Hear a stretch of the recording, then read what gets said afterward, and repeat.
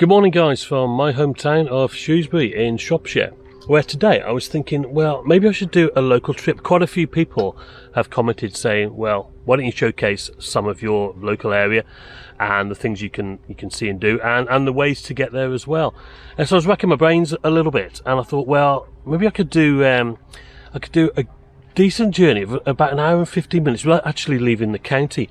And what is it? Well, it is going to be the 435 bus route from Shrewsbury all the way down to Ludlow in South Shropshire. Now Ludlow apparently is a historic township, so we're going to see what it's all about, aren't we?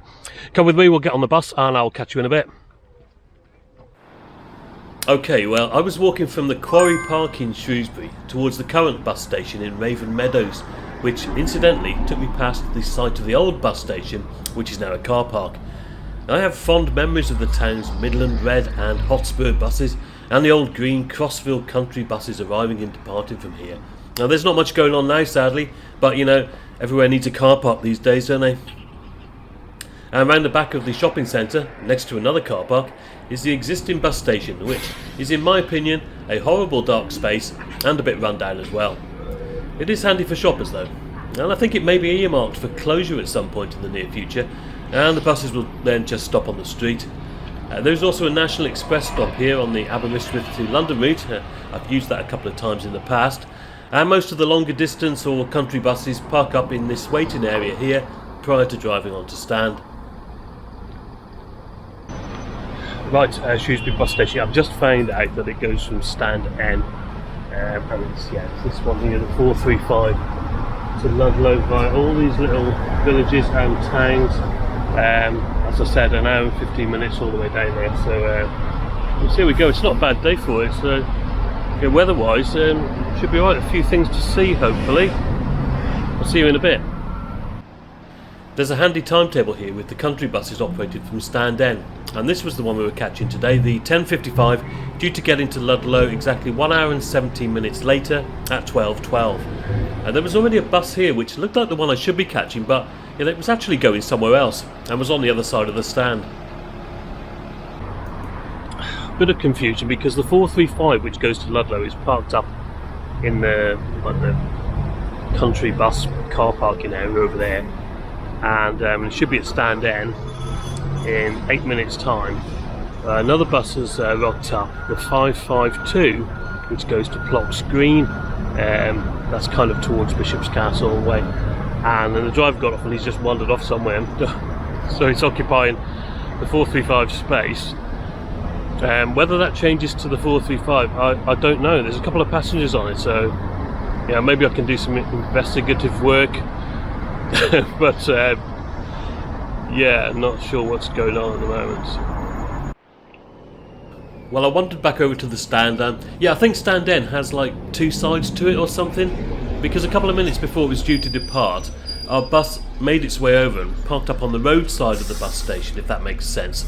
A YJ65 EVU, an 8-year-old Optare Metro City operated by local firm Minsterley Motors from Minsterley.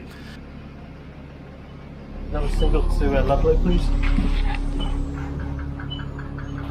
And myself and a couple of other passengers boarded the bus at this point. The price for today's journey, and in accordance with the government's single bus journey price cap currently in place, was just £2. We departed on time and proceeded to drive through the medieval streets of Shrewsbury, doing a couple more pickups, after which there were 11 people on board. I was the youngest, I suspect, and yeah, probably the only one who had actually paid any money at this point. Well, incidentally, for comparison purposes, a normal single from Shrewsbury to Ludlow on the train would have been £9.50 at the time of this recording. So yeah, it's not a bad deal really in that respect, although yeah, if you managed to make it to the end of this video, I would be interested to know if you'd have preferred to have paid the extra £7.50 and taken the train. On the outskirts of Shrewsbury now, we left the A49 main road and we're heading towards one of the villages en route, Condover. We were going at quite a pace here, and the road was fairly bumpy too. The ride didn't feel particularly smooth, and to be honest, I thought we were going a little bit too fast, if anything, for this size of bus and the width of the road in places. And by the way, I can assure you, this video has not been speeded up at any point. I have to say, I wasn't really enjoying the experience. At least there was a solid bar in front of my seat to hold on to. But as we came across another narrow stretch of road, our driver had to brake suddenly, and my phone flew into the aisle.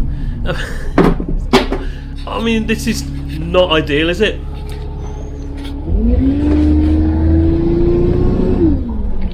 Turned out another massive Minsterley Motors bus was threatening to emerge from a junction ahead, so I guess we were taking evasive action, but also note, there were no seatbelts on this bus. If there had have been, I'd certainly have mine on at this point.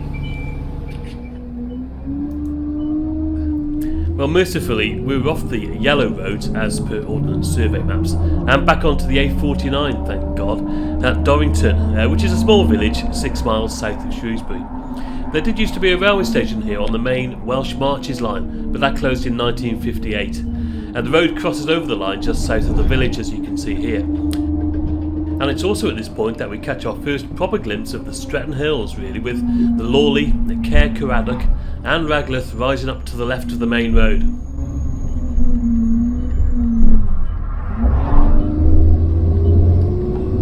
As you can see, we're already turning off again, and this time to our right onto the B4370 towards All Stretton, and it's effectively the back road into Church Stretton, this is, but yeah, again, it enables the bus to pick up and drop off passengers in the smaller villages along the way, which is really what this route is designed to do.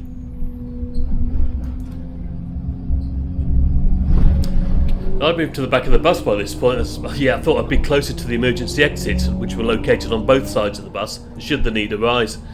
And the bus itself, well, there was space for a wheelchair at the front, which was good, 3 lateral facing seats on either side, and an extra one behind the driver.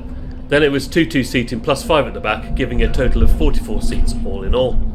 And other than seating, well, no other facilities were provided really, and no visual stop displays or audible announcements, and no USB provision, and no Wi-Fi. You must be joking. No anything really, and not even any nice advertising on the bus or promotion of the route, which I thought would have been good, and was a bit surprising really, considering leaflets were available telling you all about it.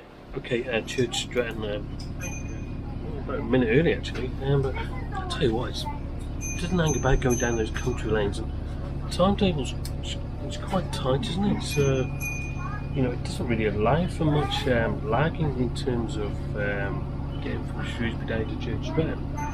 I'll tell you what, it's hard going though. We'll see how the rest of it goes. Yes, and this was the thing really, the timetable didn't seem to leave much margin for error, and as such it felt like the driver really had to get a move on to stick to it. I don't know how they're designed or who sets them, but I do know that a lot of bus and coach drivers watch my videos, and I would love to hear your thoughts on this. I don't know whether there are punctuality incentives or performance related pay or what, but yeah, you know what, I would have been hard pushed to do this in the time allocated in my car, let alone a bus. Quite a few passengers got off at Church Stretton. I was tempted myself, but yeah, decided to eat a banana instead to calm my nerves.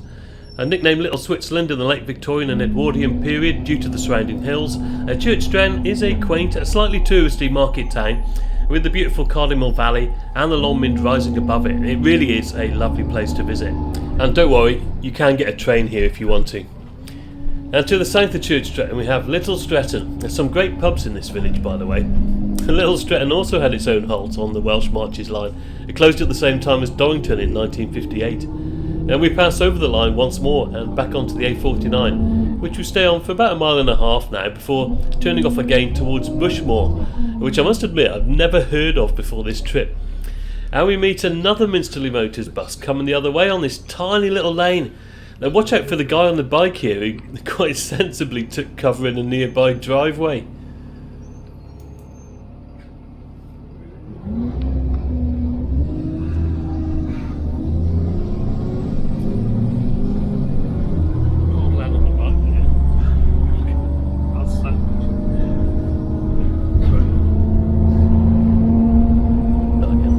After the hamlet of Bushmore, where surprisingly somebody got off, we headed down the ancient lane which was once part of a Roman road to Winstanley, and then back onto the A49 and into Craven Arms. There's not much to see in Craven Arms, believe me, though the Shropshire Hills Discovery Centre may be worth a look if you want to know about the local geology. And the most interesting feature is just south of the town is Stokesay Castle, one of the finest examples of a 13th century fortified manor house in the whole of England. Well worth a visit.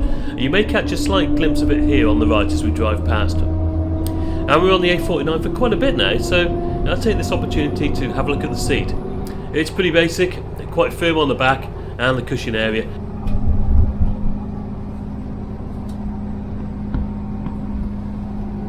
Not much legroom either. There wasn't much legroom in any of the seats I tried, to be honest. And overall, yeah, basic is probably an appropriate description for this bus. And yeah, probably the worst bus I've been on, in all honesty.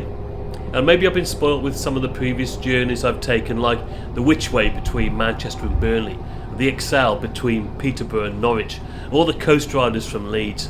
Fantastic buses, but I do have to remember that these services are conveying passengers between major population centres, and Shropshire really is a comparative backwater, and the demand just isn't there.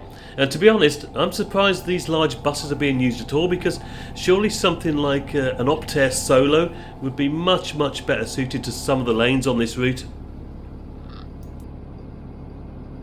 We reached the level crossing at Shrewsbury without incident, where we had to wait for one of the new Transport for Wales Class 197s to pass, making its way south.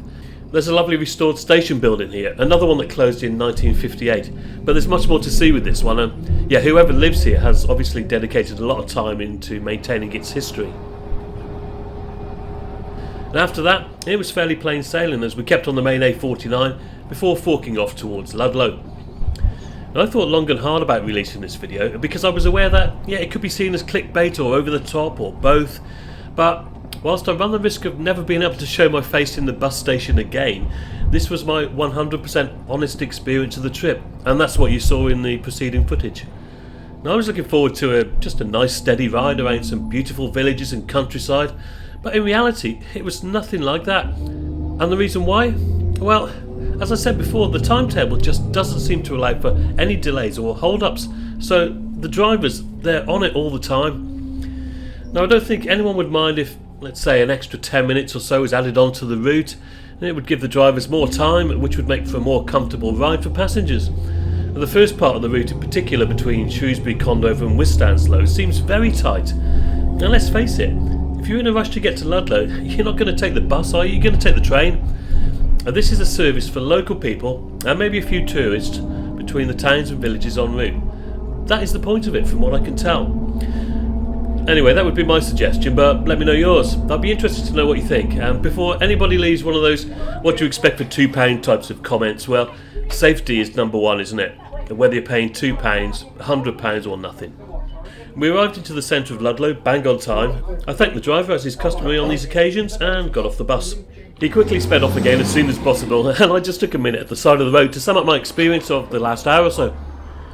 Well, what do you think of that, guys? That was the Shrewsbury to Ludlow 435 service with Minsterley Motors, and do you know what? That should be called an express, shouldn't it? Because it was like, the timetable doesn't allow for any kind of slowness whatsoever.